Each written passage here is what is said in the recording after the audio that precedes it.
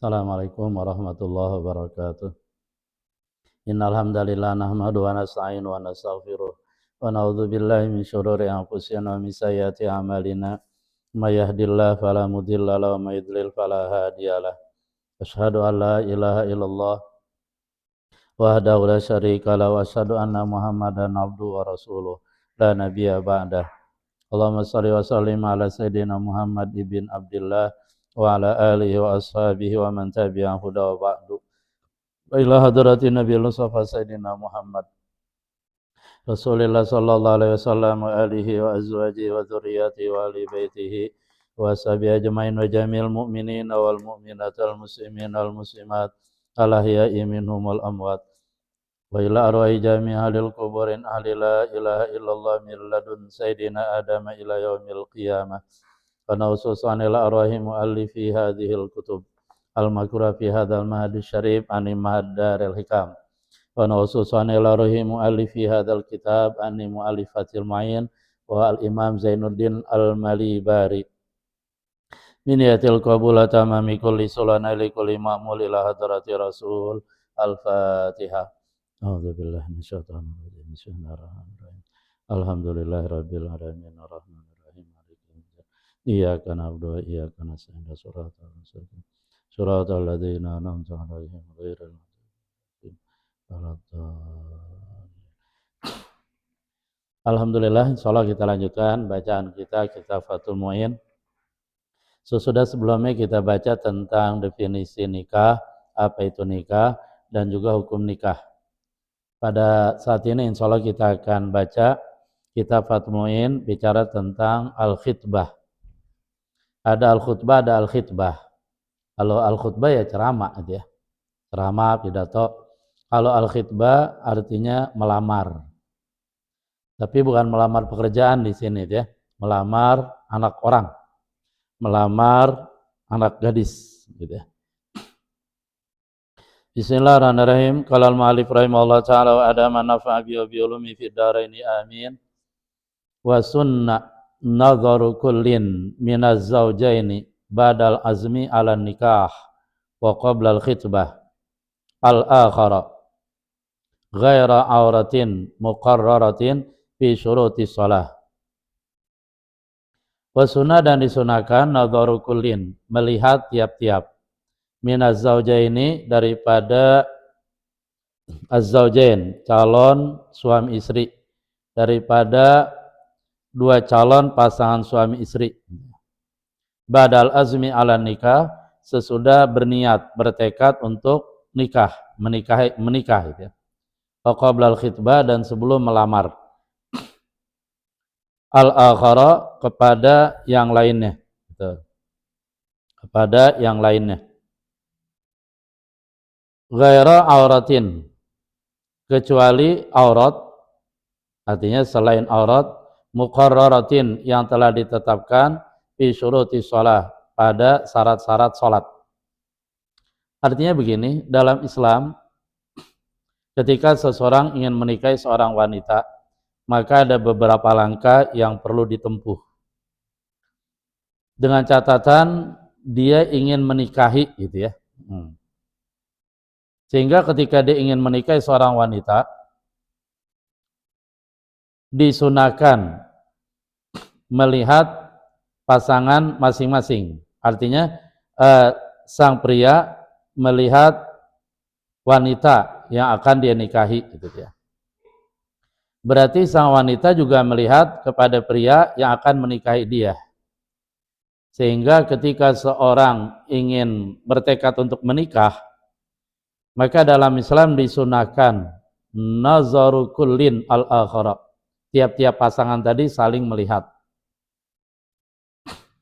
Tetapi ketika tidak ada azam untuk menikah, artinya dia nggak ada niat untuk menikahinya, ya nggak boleh melihat seorang wanita walaupun muka dan telapak tangannya gitu.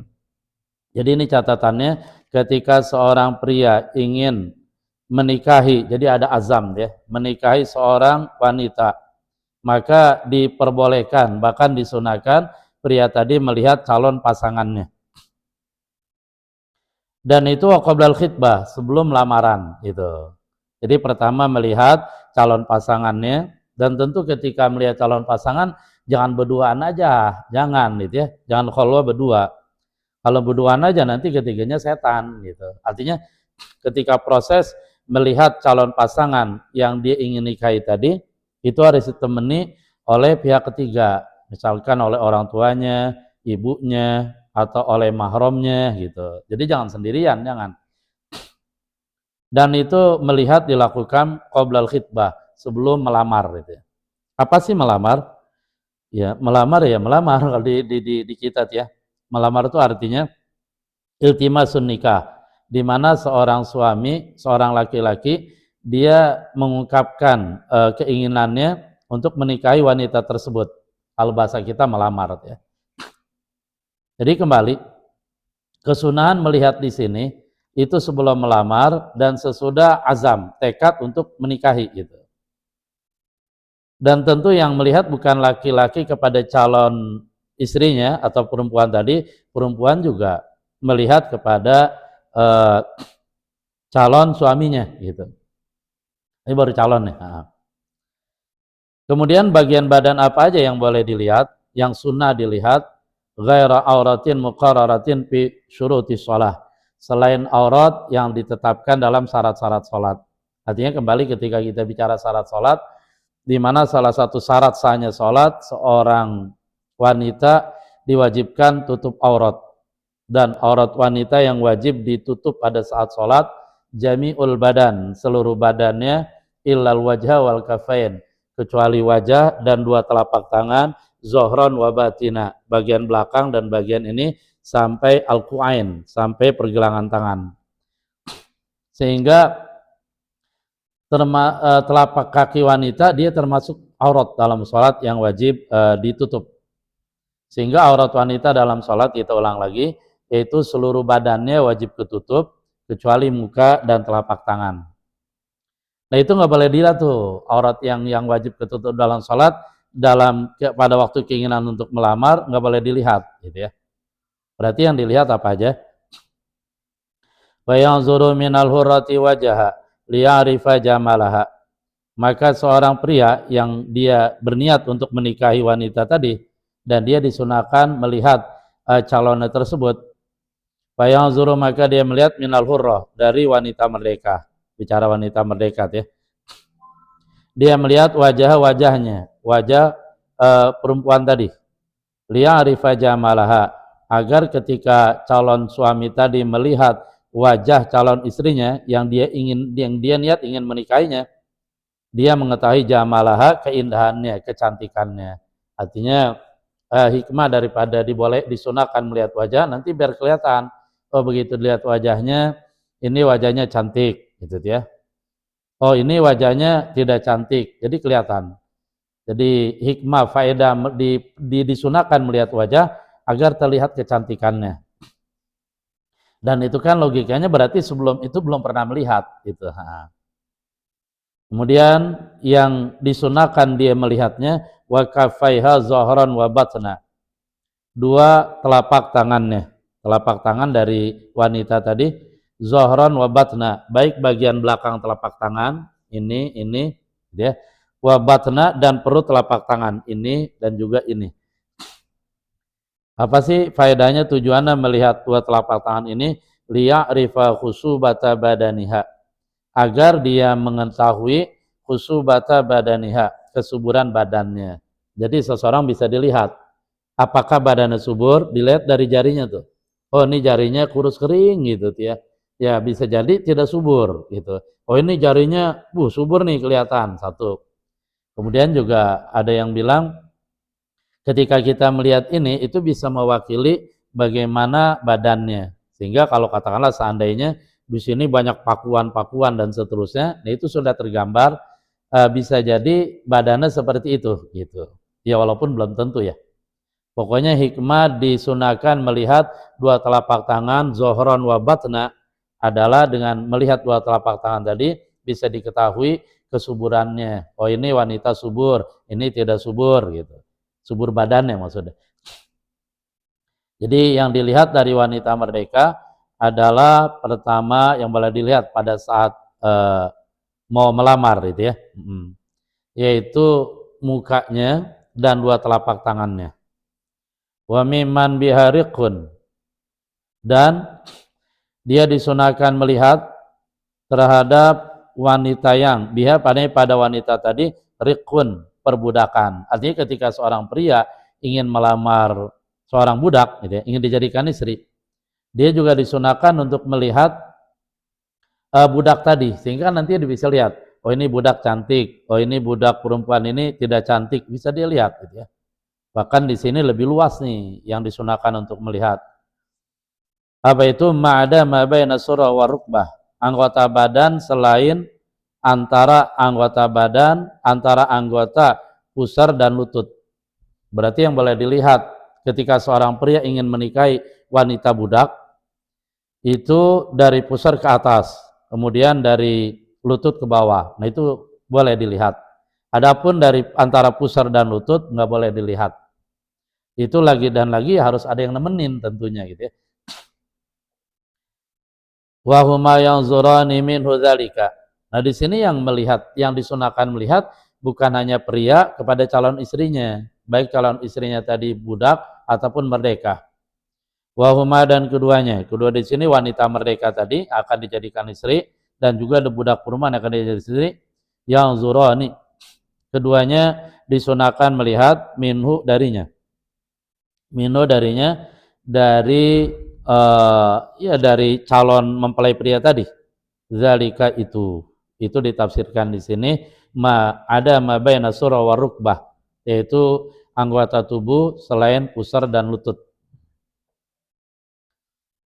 Agama Islam memberikan kesunahan untuk melihat, karena dengan melihat ini nanti alasana liyu'dama bainahuma, agar pernikahannya bisa langgeng seumur hidup. Ya, artinya ketika calon pria sesudah melihat calon pengantin pria, calon pria tadi itu, ketika dia sudah melihat kecantikan wajah istrinya, kemudian kesuburan badan istrinya dengan melihat dua telapak tangan, akhirnya disuju tuh, dan itu lebih memberikan semangat dan akan menjadikan rasa cinta, rasa sayang dan rumah tangga keduanya insya Allah langgeng. Itu secara logika gitu ya. Kelanjutan, dan di sini ada beberapa syaratnya memang, walaupun disunahkan melihat, jadi nggak mutlak. Dan nggak semua aurat boleh dilihat, nggak boleh ya. Walaupun tujuannya al-khitbah, melamar. Wala budda fi hillin nadhari min tayaqqunihi khuluwaha min nikahin wa iddatin. Dan tidak boleh tidak dalam kehalalan memandang min tayaqquni, daripada yakinnya calon mempelai pria tadi, yang prianya, pasangan pria, khuluwaha, kosongnya calon istri tadi, belum jadi istri belum, ini kan baru mau melangkah kepada melamar gitu. Min nikahin, kosong dari nikah, wa iddatin, dan kosong dari iddah gitu. Ya, artinya syarat selanjutnya adalah disunahkan melihat, dibolehkan melihat calon istri, tentu tadi kita bilang sesudah si pria tadi bertekad untuk ada niat menikahinya. Syarat selanjutnya adalah wanita yang dia lihat, yang akan dia lamar tadi, wanita tadi kosong dari nikah. Arti kosong dari nikah, dia bukan istri orang gitu ya. Dan nggak boleh masuk istri orang pengen dilamar, kemudian dilihat mukanya, kemudian dilihat telapak tangannya. Ya, kalau ketahuan suaminya dikemplang, itu dulu kata Al-Maghfurlah Mu'alim Safi Hazami, dikemplang. Masa bini orang mau dinikahi gitu ya, dikemplang sama lakinya.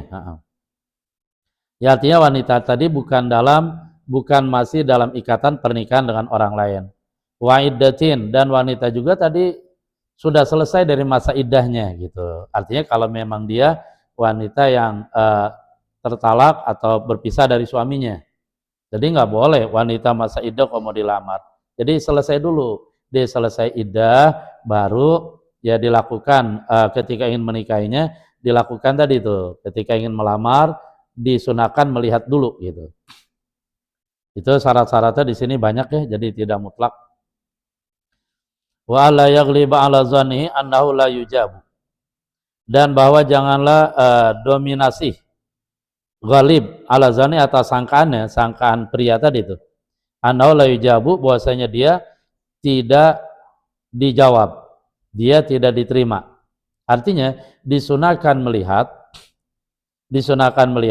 ketika dia pengen menikahi perempuan tadi itu, wanita tadi, salah satu syaratnya adalah dia punya zon, sangkaan kuat bahwa dia akan diterima lamarannya gitu. Tetapi ketika dia punya sangkaan kuat, waduh lamaran saya ditolak nih, stop. Jadi stop artinya jangan maju melangkah, jangan gitu. Jangan maju melangkah. Sehingga syaratnya wa alla yaghliba ala zannihi annahu la yujabu, dan bahwa janganlah dominan atas sangkaannya bahwasanya dia tidak diterima gitu ya. Dan ada satu catatan yang indah dalam Islam, katakanlah ketika calon yang pria tadi sesudah melihat calon istrinya yang dia pengen nikahi, ternyata sesudah dia melihat, dia lihat mukanya jelek, banyak bopengan dan seterusnya, sehingga pada akhirnya dia mundur, tidak jadi melamarnya. Atau dia melihat telapak tangannya nih kurus, banyak apa istilahnya hitam-hitamnya, seolah-olah peperangan Vietnam dengan Amerika misalnya gitu ya. Ya artinya kan terlihat tuh kejelekan wajahnya, kemudian kejelekan telapak tangannya. Kemudian pria tadi nggak mau, artinya dia mundur, tidak mau melanjutkan melamar. Nah ketika itu jangan dia menyebar aib wanita tersebut, dia simpen rapat-rapatnya buat dirinya sendiri. Artinya jangan dia kemudian menyebarkan aib, woi saya kemarin mau melamar si A, ternyata mukanya jelek, hidungnya nggak ada misalkan, mukanya rata, ya jangan, stop dia. Kita lanjut. Wa nudiba liman la yatasaru lahun nazar ayursila nahwa mra'atin litata'ammalaha wa tasifaha lahu. Dan disunahkan bagi wanita yang ingin berazam gitu ya, menikah lalu pengen melamar wanita tersebut, ternyata dia tidak mudah. Lahu baginya an-nazar, melihat. Artinya dia tidak bisa melihat wanita tadi dengan berbagai alasan.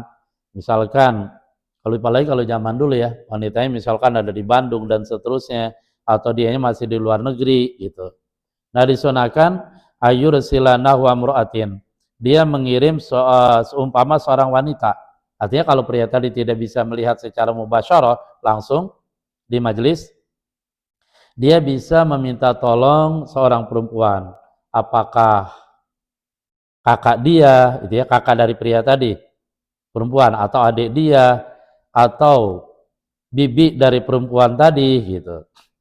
Lalu perempuan tadi litata'ammalaha, perempuan tadi melakukan ta'amul, artinya melihat wanita yang ingin dilamar tadi. Sesudah dia lihat, oh saya sudah lihat wajahnya cantik, oh saya sudah lihat juga telapak tangannya bagus. Bahkan telapak tangan di sini agak kasar. Biasanya kalau perempuan telapak tangan agak kasar, biasanya ya, itu menunjukkan apa? Menunjukkan dia rajin ngepel, rajin masak dan seterusnya. Umumnya gitu. Sesudah itu watasifahalaha, perempuan yang diminta tolong sebagai delegasi tadi, utusan tadi untuk melihat wanita tersebut.